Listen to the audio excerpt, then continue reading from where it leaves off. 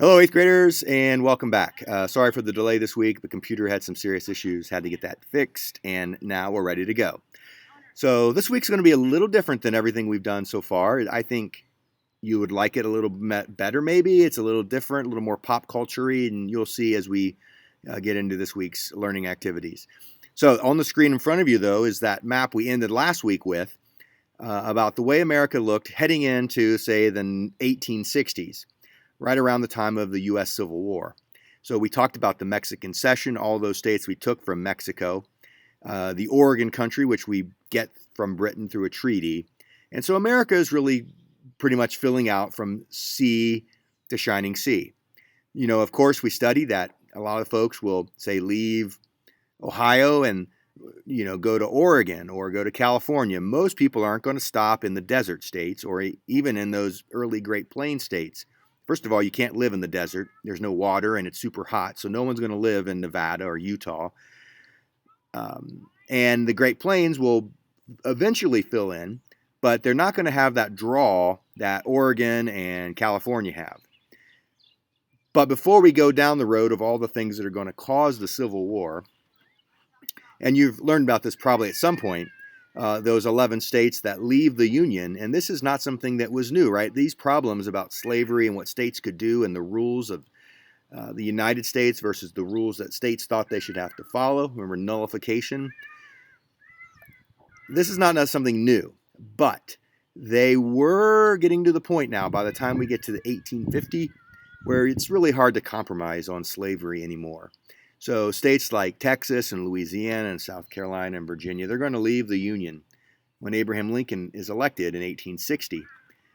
But before we get to the Civil War and those things that led to it, and really that's in many ways just as important as the war itself, all of the things that lead to that war in the 1850s, before we get to that, I'd kind of like for us to do some, let's say, poetry examination this week. Remember, every song you hear on your phone or on the radio in your car, these are all poems, right? You realize that songs are poems. They're just set to music. So this week, I want us to, before we go down the road of kind of hammering on the South and figuring out all the things and studying all the things that they did that were wrong, right? We all understand slavery was terrible.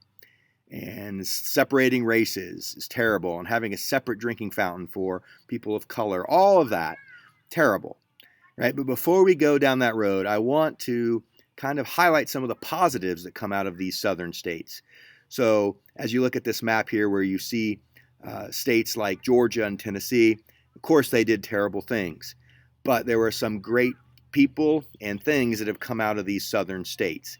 So this week we're going to spend a little time examining a song and a music video by Tim McGraw. This came from a movie that came out, I don't know, maybe 10 years ago called The Blind Side, and it's part of the soundtrack. So maybe you've heard of it. But I posted the video on Schoology, so you can watch the actual music video where Tim McGraw sings the lyrics of the poem, right? So I've also posted the lyrics or the poem where you can follow along. So once you follow that along and you watch the video, and some of you are into country music, some of you aren't, but I want you to really focus on the proper nouns, the people and proper things that are mentioned in the song. And here's what I need you to do. I want you to create a list of 15 YouTube video links. Okay, so find the people in the song. You'll know the people because they're proper nouns. I think the song might mention Michael Jordan or Dolly Parton. So you find the people in the song, you find a video link of these people, and these videos should be of them singing or doing whatever these southern people did that was their claim to fame. So again, these people that are mentioned in the song, these are more modern day people.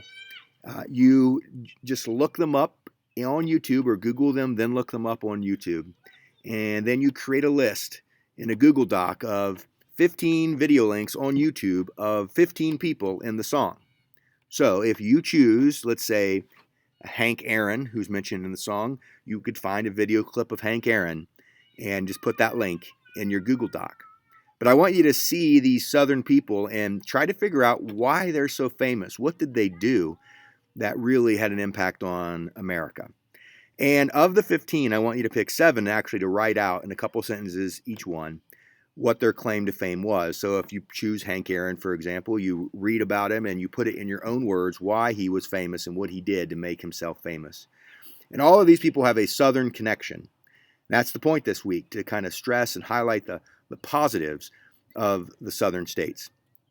So in a Google Doc, you share with me by Friday at midnight or 11:59 p.m., and that'll be kind of our learning activity / assessment for this week. It's actually kind of fun. I think you'll recognize some of the names of the people mentioned in this song, and it'll be fun for you to look them up on YouTube and then give me a list of links. So if you have any questions, let me know. But again, the lyrics are on Schoology. The video link is on Schoology.